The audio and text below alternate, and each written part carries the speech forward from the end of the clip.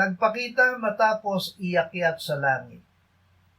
Sinabi ni Apostol Pablo, sa katapusan tulad ng isang ipinanganak ng wala sa panahon, ay nagpakita rin si Jesus sa akin.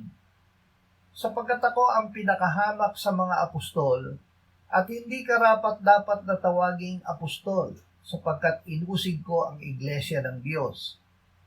Subalit sa pamamagitan ng biyaya ng Diyos, ako ay ako, at ang kanyang biyaya na ibinigay sa akin ay hindi nawawalan ng kabuluhan.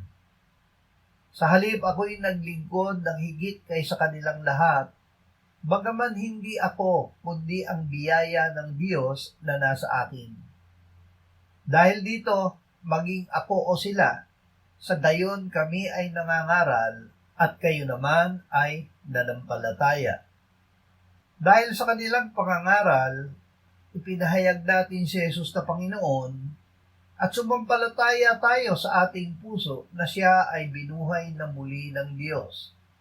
Dahil dito, tayo ay naligtas.